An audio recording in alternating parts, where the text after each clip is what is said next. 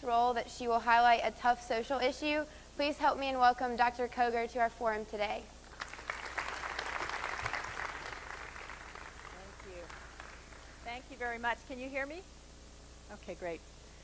So today I want to talk to you about torture, and I've titled my talk the Global Spider's Web and the Net of Accountability. By the Global Spider's Web, I mean the global program that the U.S. has carried out of secretly detaining and torturing hundreds of primarily Muslim men, almost entirely Muslim men. And then by the net of accountability, I want to share with you some of the ideas for creating accountability for that torture that are being carried out even now. So continuing with our Dick Cheney theme, in the wake of September 11th, the atrocities that were carried out in the United States on September 11th, Vice President Cheney announced to the world that the United States would be working the dark side, as he put it, in its approach to counterterrorism. Justice Department lawyers drew up legal memos to justify torture and to immunize all the people involved with it in the United States. The United States carried out a global dragnet to arrest suspected masterminds of Al-Qaeda and of the 9/11 tragedies, but also of hundreds of men who were swept up in this dragnet for being in the wrong place at the wrong time. Now, since the 1950s, the CIA had carried out a study of so-called no-touch torture. And now, after 9/11, they moved to systematically implement this program of no-touch torture that they had been developing. These were techniques like stress positions, sexual humiliation, forced nudity, prolonged exposure to cold temperatures with regular dousing of icy water, prolonged sensory deprivation, prolonged sleep deprivation, and programs of sexual humiliation and belittlement of the individual. Although in the wake of the crimes of the Nazis, the world had said that it would never again countenance experimentation on human beings without their consent, the CIA carried out at least 3 experiments in torture. One was to perfect the science of waterboarding, which is forced drowning, by using saline solution instead of water, because if you waterboard somebody over and over and over again, eventually the salt content of their body drops dangerously. Another experiment was if you apply these different torture techniques simultaneously to an individual rather than sequentially, can you elevate their pain sensitivity? And it turns out that yes, you can. There's a much more than just cumulative effect of multiple simultaneous torture techniques. And a third experiment was what happens to a person when you deprive them of sleep for long periods, 7 days on end, even more. Now, at first, when the U.S. rounded up all these men, they couldn't interrogate them all in-house, so to speak, so they outsourced the torture. And they took these people to their allies in North Africa and the Middle East, so Lebanon, Syria, Egypt, Uzbekistan, and Morocco. But by 2004, the CIA had developed its own ability to secretly detain and interrogate people indefinitely. And so they set up what they called the black sites in Eastern Europe.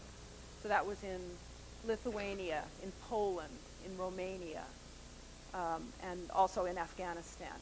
And so together, this diagram shows you sort of the global spider's web that is the U.S. system of what's called extraordinary rendition. And this graphic was put together by investigators for the Council of Europe, which is the human rights organization that takes in all the nations of Europe. So how did this work? Well, it was a systematic program. The jets took off from North Carolina, from Kinston and Smithfield. They went to Langley in Virginia to pick up a CIA snatch team at CIA headquarters. Then onward, and they had to refuel in some place like Bangor or Iceland or Shannon in Ireland or somewhere in the UK. and then to a European country or perhaps a country in Africa where they would take control of the detainee from a local police force who had arrested him. And then they transported the detainee on to one of those countries that I mentioned where the interrogation using torture would take place, like Egypt or Morocco. The detainees who've survived this process describe a team of black-clad ninjas operating in eerie silence, slicing their clothes off, beating them, drugging them with an anal suppository, dressing them in an orange jumpsuit, blindfolding and goggling them, and then shackling them in the rear of the plane. Always the same pattern. One of those planes originated here in Johnston County at the Johnston County Airport, which is a public airport in Smithfield, just about a half hour from here. It was N379P, a Gulfstream 5 jet, and Aero Contractors is the CIA-affiliated company that's based there at the Johnston County Airport and operated that plane. It was called the Guantanamo Express. The other plane that Aero Contractors maintained was a bigger Boeing business jet. Needed a longer runway, so they built a hangar for themselves at the Kinston Global Trans Park in Kinston, in Lenoir County, which is a state-funded facility. And together, those two planes rendered most of the people who've survived to tell us their stories, whose accounts can be verified, by using flight logs and other eyewitness information from plane spotters. One such person was Ahmed Agiza, an Egyptian asylum seeker who was in Sweden living and seeking asylum from the Swedish government when he was arrested in December of 2001. And he was handed over to the CIA in Stockholm and flown in the Gulfstream plane to Cairo, where he was put in the hands of Omar Suleiman, the CIA's go-to guy for torture in Egypt, the head of the intelligence service there. You may have heard of him recently. He's now the Vice President of Egypt. He was held, and Egyptian human rights workers say that he was subjected to electric shocks, including to his genitals. He was whipped with an electric hose, suspended upside down for long periods of time, forced to lick the floor of his cell clean. Eventually, Sweden compensated him for his ordeal, but the United States has not. Another example, UK resident Binyam Mohammed was on a trip in Pakistan in July of 2002 when he was arrested by the Pakistanis and handed over to the CIA. The CIA flew him in the Gulfstream to Morocco and handed him over to the Moroccans for interrogation and torture. And there began his 18-month nightmare, one regular feature being that his captors would strip him naked and slash all over his genitals and his torso with a knife. After that, he was flown in the Boeing business jet to Afghanistan, to the CIA's black site there, the dark prison, which was a truly medieval experience.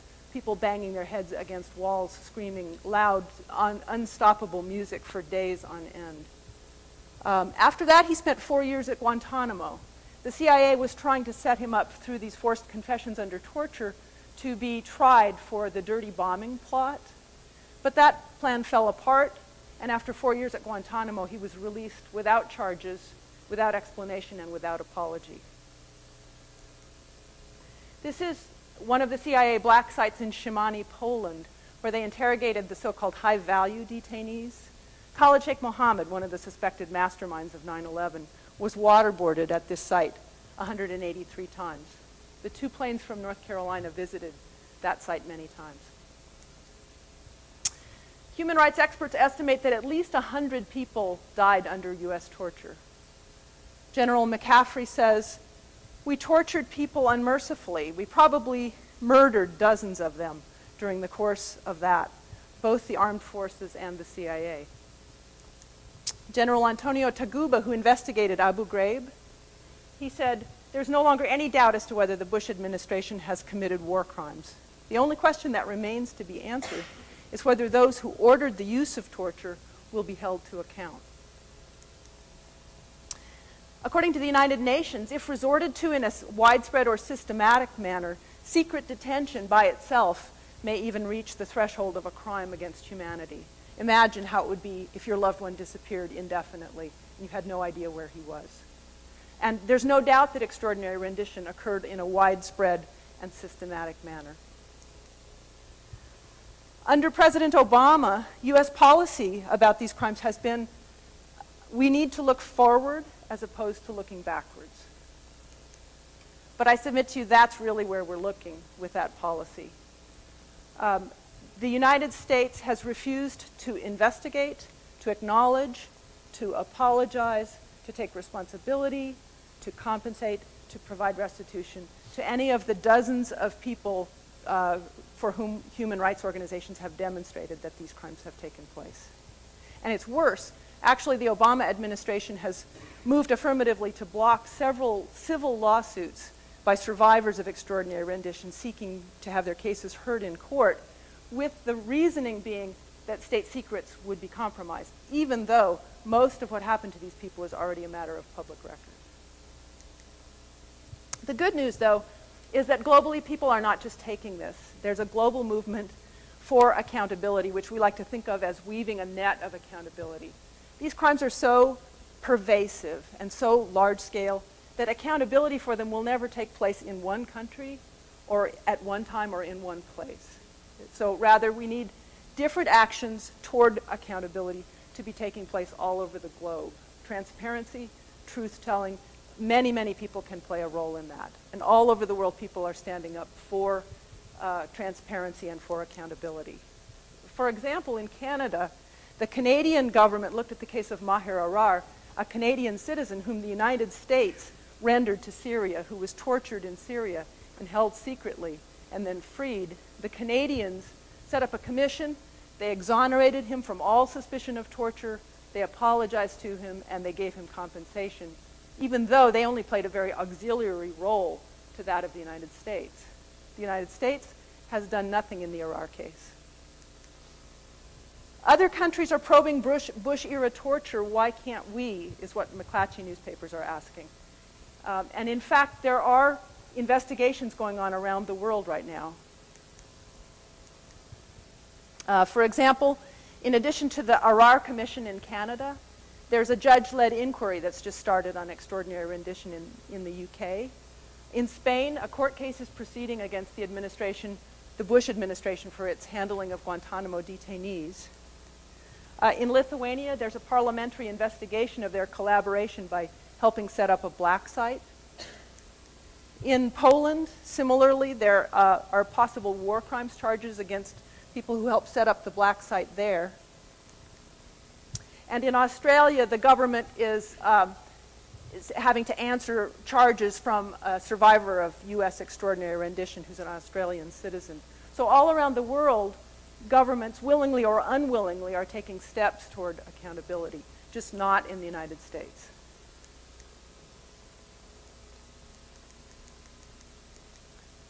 However, here in North Carolina, home of the torture taxis, there has been a sustained grassroots movement for investigation of aero contractors.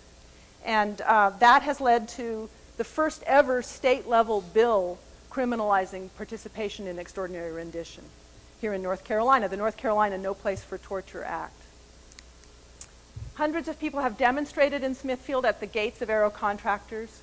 These people are hanging portraits of survivors and victims of torture there.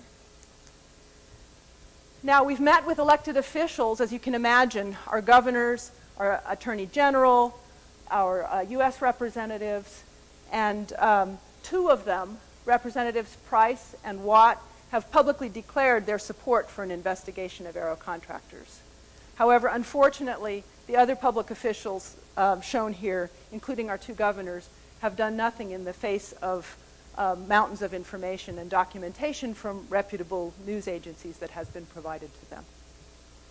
So we've got a long way to go. Our government is not eager to acknowledge the fact that our public infrastructure here has hosted torture infrastructure, if you will. Over 800 North Carolinians have signed a letter of apology to the survivors of extraordinary rendition.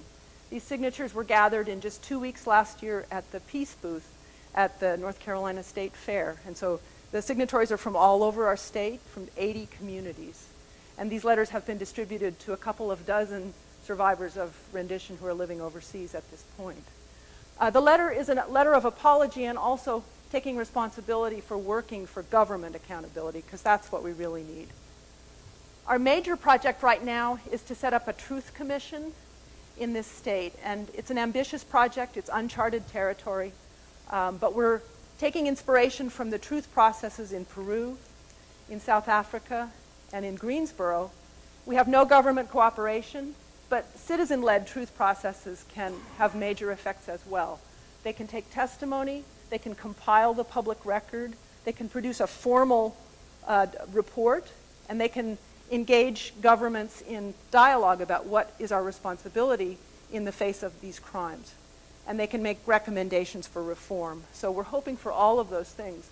Right now we're in a building phase where we're going out and asking people for their endorsements, for their support, because to make this successful, it has to have broad support from across the state and from people from different walks of life. So you could help, and the way you can help is by noting down this website, or if you don't write it down right now, remember and do a web search for Accountability for Torture, NC.org, and that's the website. The sponsoring organizations are from Duke, from UNC Chapel Hill, North Carolina Stop Torture Now, and the North Carolina Council of Churches. And at that website, there's background information, links to documentation for the things that I've told you here today, and also a form where you can endorse as an individual. You can get your church group to endorse, your student organization, your civic group. So we're definitely looking for individual support as well as organizational support. So thank you very much.